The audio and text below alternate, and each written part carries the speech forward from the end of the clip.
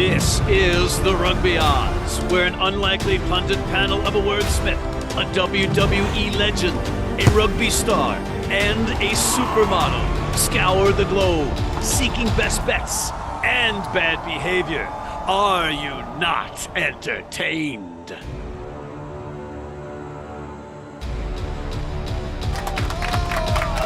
Thank you. But you're going to have to put those applause away for now. I am not worthy of them, and we'll get to that in a second. If you look in the sponsor opportunity green room, you'll see John Bradshaw, Layfield, the WWE Hall of Famer turned rugby advocate, and his pal King Gift Egbelu, the Inventor of Words. They're once again prepping diligently as they do, mining for picks to make you money. And if you look at the Your Company name here, Slate, you'll see we have a full show, including, again, the great George Hook. But, guys, it's great to see you, but it's not a great record. It's not so good to see you, so let's be honest. Start off the show being honest and transparent. We don't want to see you. We're not sure why we do this. Well, and I can't say I blame you because of the poor performance that yours truly had over the weekend that really dragged Team TRO down. And I apologize to you and the viewers and those betting on the picks that I selected. So you finally were honest about your picks. Finally. Bam. Finally. Bam. Boom. Boom. And those picks, submarined us, so to speak. I was an awful 8-12 on the weekend. Oh. Again, I apologize, and I throw myself at the mercy of your feet in this kangaroo court that exists on this show. As you should. But Gift, I do have a bone of contention with you. You are in the fair city of New York, and you've been here. You've been here since last week, and you haven't contacted yours truly. Well, we have these crazy things called family. We establish things that have priority. I didn't realize that we had to make you into the priority over here. Just what can I say? I have my ducks in a row proper. Okay, I could just say that what you didn't prioritize was having a camera crew or a tripod. Easy for you to say. Do you speak English? I can't. Did you not know the show was going to be today? I can't. I'm just so apoplectic after my poor performance over the weekend. I was in the top 14, John. I don't know what to do anymore about the top 14. Do you just bet the home team throughout the whole competition because they don't seem to respect playing on the road? They're just there for the wine, Ridiculous. The after party is where it's at because most of our players are just getting back. It's shameful. And you know what else is shameful? Me. And I'm in this week's Walk of Shame because of the French.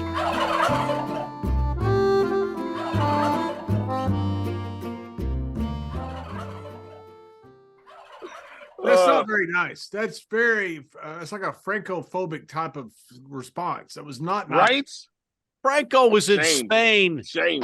Listen, we'll pick this conversation up later, but we have George Hook waiting in the sponsor opportunity green room, and we can't leave him there any longer. Let's bring him in right now. Ladies and gentlemen, don't be distracted while we bring in George Hook by Gift, pointing his fingers at the lens. He's sitting on a bench in New York City, dedicated to do the program on his cell phone. But let's go right to George, who has no time for this nonsense. All right, George Hook. There he is. Go.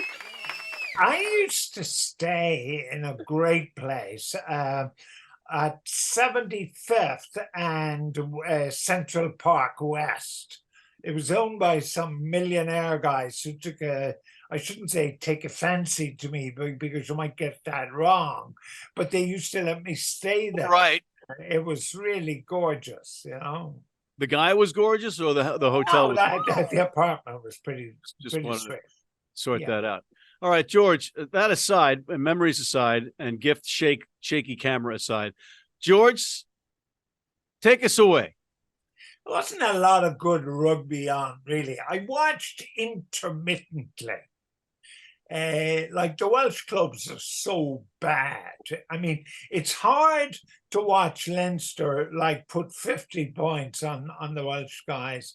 Munster the Munster match was quite interesting because the arrival of the South African teams, I have mixed views on whether it's good, bad, or indifferent.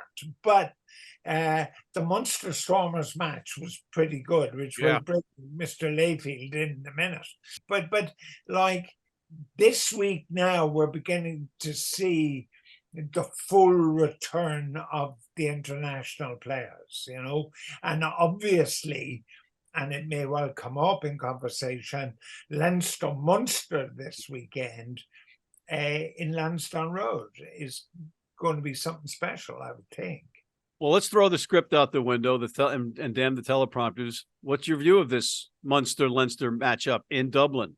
Well, you've got it right, in Dublin. So, I mean, that's home advantage has become increasingly important in all competitions, really. So, therefore, Leinster, I think, will start.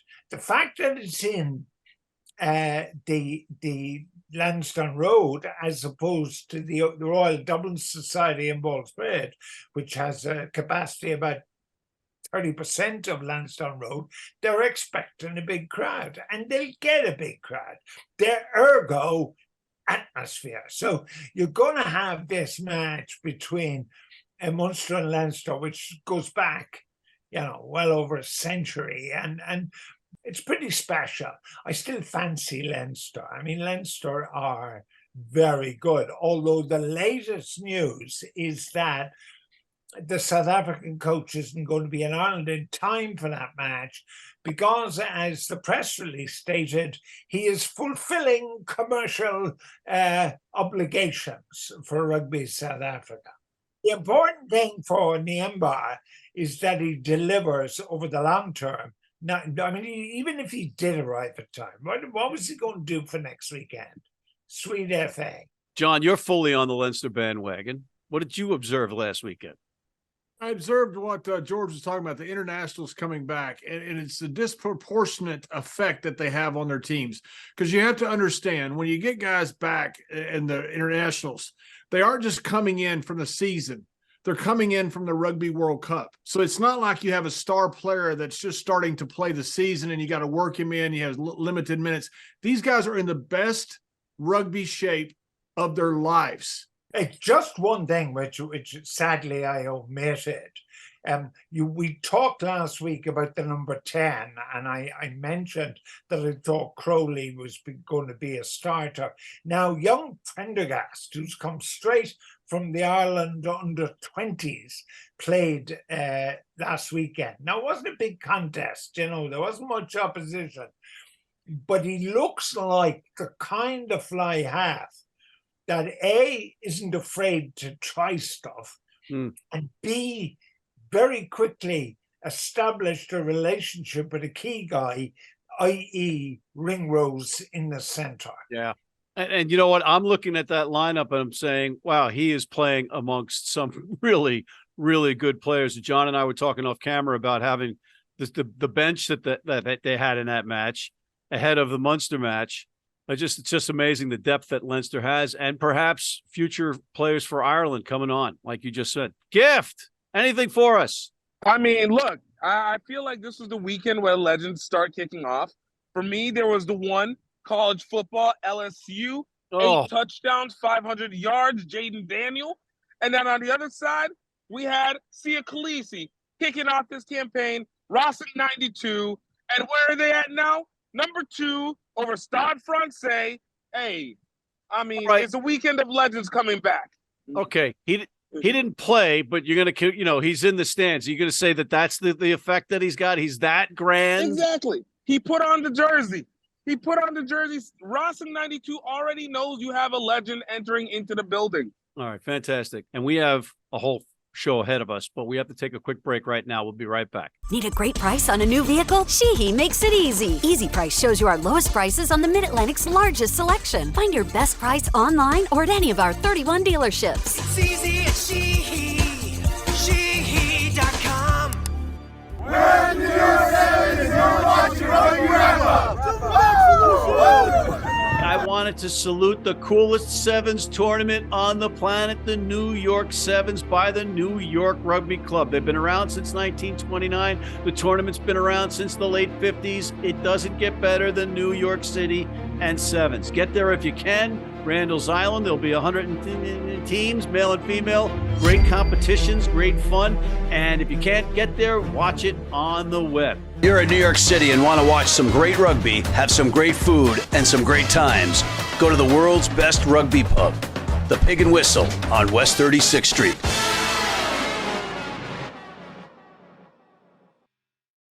And we're back. George Hook in Dublin, Ireland. Gift Egbelu, not in Brazil, but in New York City without telling me. And John Bradshaw Layfield down in Texas, D.C., Pennsylvania.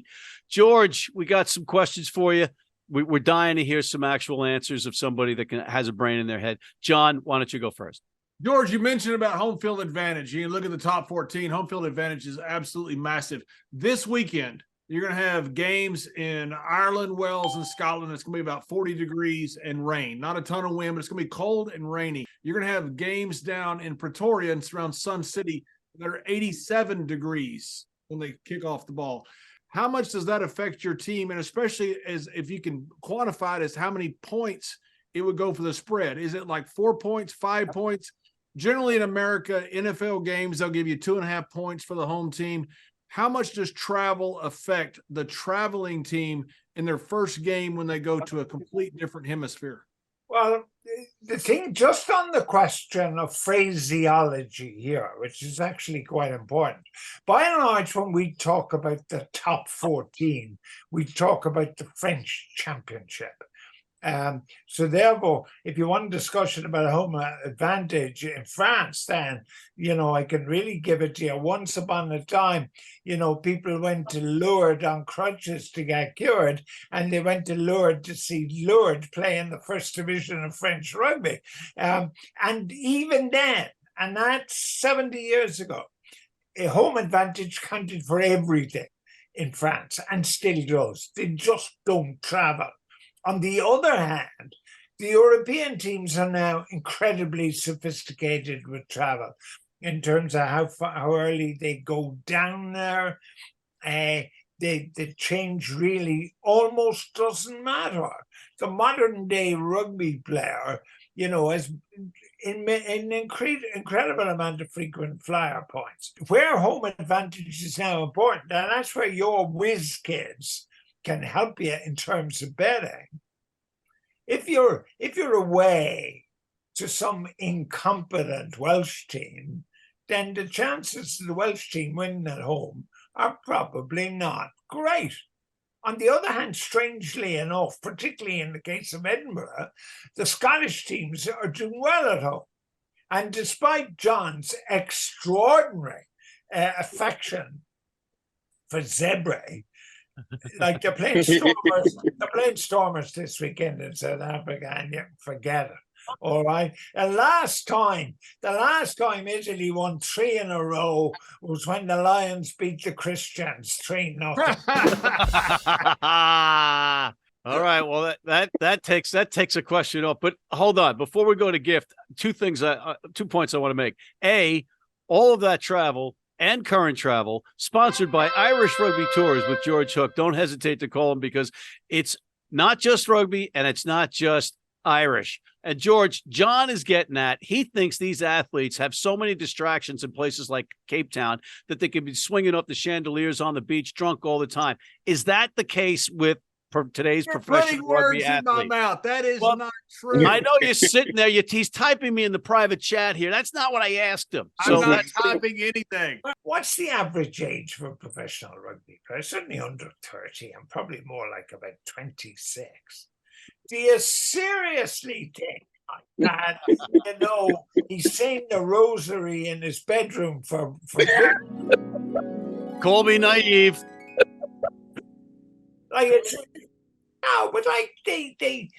Certainly in my time, the great tradition is you went out for a few pints of stout the night before again, and if it was the late great Moskeen, a few pints was certainly in double figures. We gotta move along. Gift, before you're frozen to death out there, do you have a question for George? I mean, my nuts are inside my body right now, so this is going to be a little bit hard to get out. But speaking of debauchery before a rugby game, I wanted to ask you about the Olympics. We got a lot of players that are starting to switch over for the Olympics. And, before we talk about whether sevens is real rugby or fake rugby, I want to ask if you think that for a player, especially in a need to create better attention towards rugby union 15s, that these high-end players need to be able to get that branding that comes with Olympic rugby because it has a much higher stage.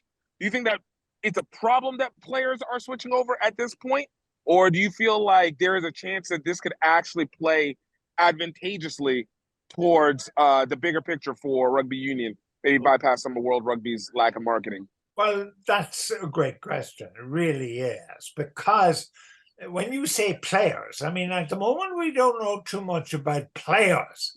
But we do know that Dupont, who is the outstanding he was the number one scrum half in the world and probably one of the great rugby players in the world, will not play in the Six Nations.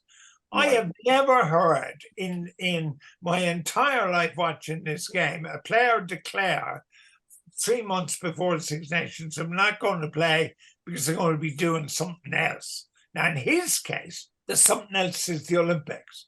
Now, today, Leo Cullen, the coach at Leinster, said that Leinster, and this is very important, Leinster will facilitate, his words, any Leinster players who want to play in the Olympics. Now, I think that is an extraordinary statement, right? And it's pretty well an exclusive for Rugby Wrap-Up. But, I mean, apart from the fact it's being the Irish papers on the radio and on television, but, I mean, don't worry about Rugby Wrap-Up. But anyway, the point about this is, when they put Olympics, it was sevens in the Olympics, I thought it was a disastrous decision because it created within one sport a competitor. I mean, imagine it, like at the moment, you take a simple example of your sports, your basketball or your baseball or your football. Imagine if there was another football, another basketball going on at the same time. And that's effectively what they've done. Now, I'm quite happy with Nicaragua, who wouldn't knock the skin off a custard.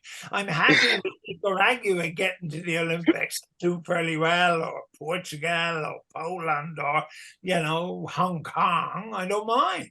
But if Ireland and France, who a few short weeks ago were number one and number two in the world, are going to lose players who say, I would prefer to play this other game of rugby. I mean, sevens has as much a relationship with rugby union as that coffee shop around the corner, which we inherited from America, has to coffee. Like, coffee is supposed to be black. Coffee is supposed to taste like something made from a bean off a bush or a tree or something. Not the stuff they give me in Starbucks when I just go. Your chai, soy latte, almond milk, George, you like that one? Well, that's what I mean. Once upon a time, it was simple, right? But coffee is supposed to be black or white. It's not supposed to be all the horsemen you're talking about. Chad, whatever. All right, unfortunately, and it's not. No matter what, it is not supposed to be decaffeinated. Under no circumstances is coffee supposed to be decaffeinated. John's a big fan of decaf coffee. He's just that guy, but we like him anyway. I am not. I agree 100% with George Hook. And your little latte you drink, you're what's wrong with the world right now, you woke goof. On that note, on the woke goof note, John, George, we want to thank you once again for coming on. Yeah, George Hunt. Oh, fantastic. Fantastic. You need your cleats? You need them tomorrow? If you order today by 3 p.m. New York time or noon LA time, they can have them to you tomorrow. Young, old, male, female, if you're playing on turf, if you're playing on grass, if you're playing in the rain, you're playing in the heat, they've got you covered. RugbyNow.com. Go there now.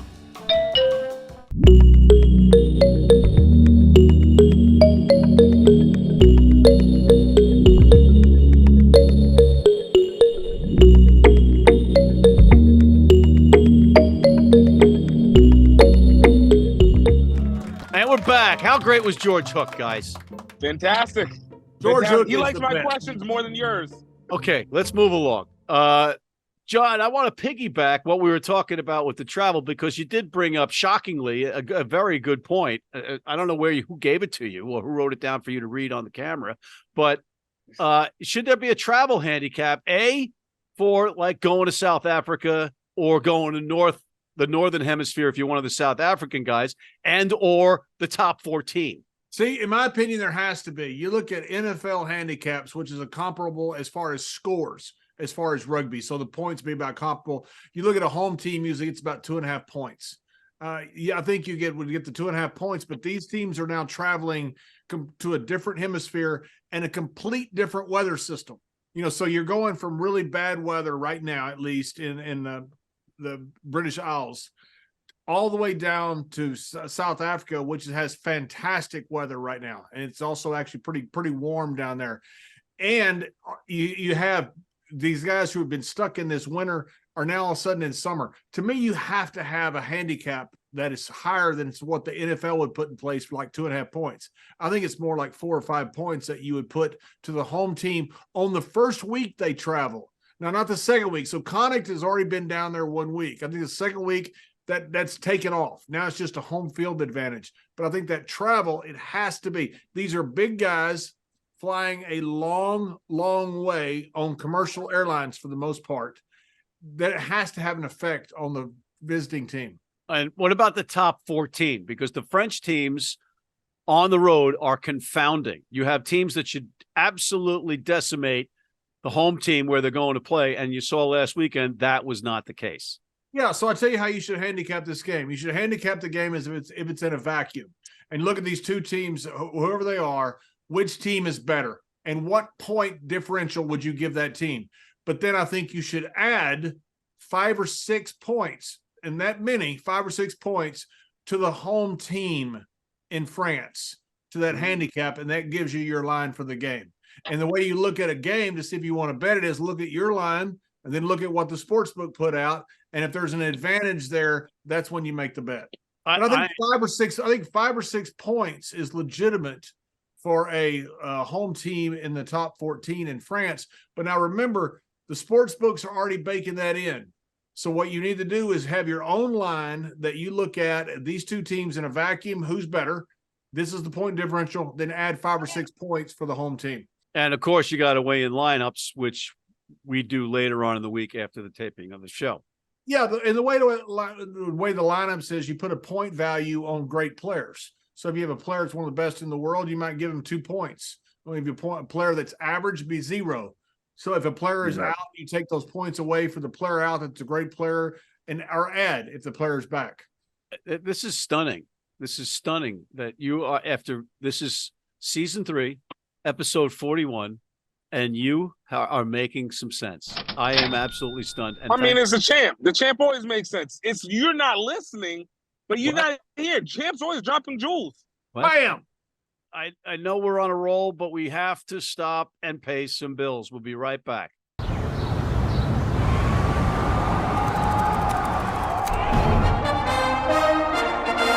From New York City comes America's longest running and most popular rugby show.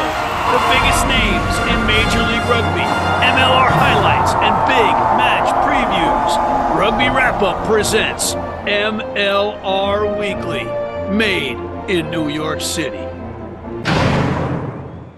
And we're back. Anything that you like in the URC, John?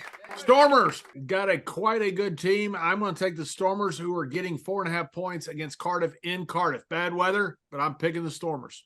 Yeah, the Welsh teams absolutely suck. Gift. Yo, got to follow in the pathway. Yo, Dragons are going down to see the Sharks. Chomp time. Sharks are about to get it with 17.5. It's just not going to be fair in South Africa, man. Yeah, right now the Lions are given 15.5. They're the home team. 15.5 versus Zebre. Zebre plays some good defense lately. I like Zebre all the way down in South Africa versus the Lions. Let's move over to the Premiership. John, can you make a pick and not assassinate the team name? I had my DNA check. What's that DNA test thing you do? I did that DNA test. 23andMe. No, it wasn't 23andMe. It's one of the other ones, like My DNA, whatever it was. And I'm Scottish, so I can pronounce it however I want to because it's my home. Leicester's up there playing Gloucester.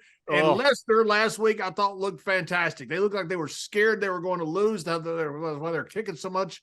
I think Leicester goes in and wins this game over Gloucester. Gift. We're going to the Bristol Bears tried to eke one out and just barely lost, but they're going up against the Saracens that are finally fully loaded, fully in action, ready to blow in all the power about to come out on Bristol. Man, that release is going to be real. And look for Saracens to cover 14.5 on this.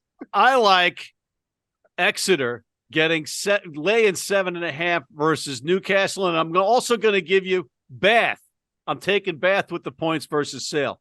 And finally, wait a minute. George Ford is your guy. You got posters of him up in your office and your bedroom and on your ceiling. I've taken them all down.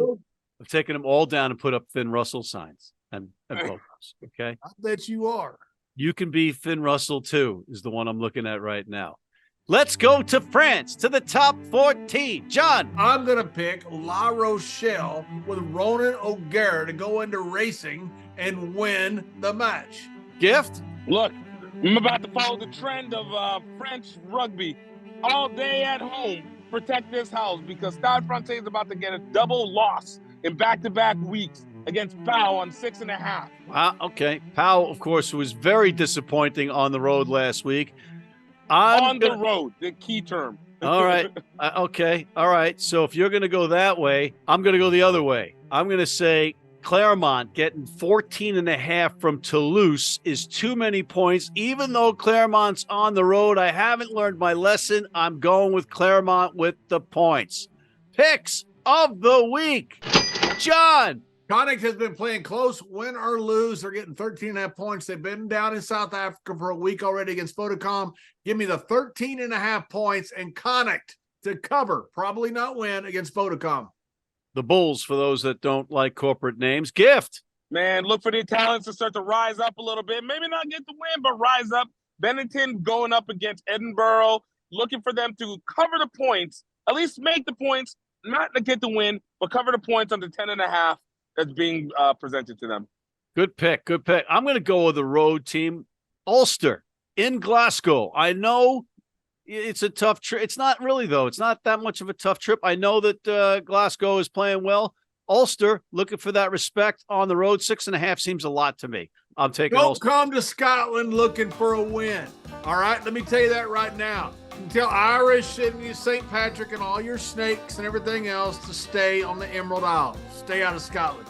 And on that note, we are out of time. Thank you to John Bradshaw Layfield, the WWE Hall of Famer turned rugby advocate. Thank you to King Gift Egbelu, the Inventor of Words. Thank you to George Hook, the Irish legend. And thank you for tuning in. Please check out our other shows, including MLR Weekly, the College Rugby Wrap-Up. Hit that subscribe button on YouTube. Sign up for our weekly newsletter. Tell a friend about us. And please join our American Red Cross blood donor team.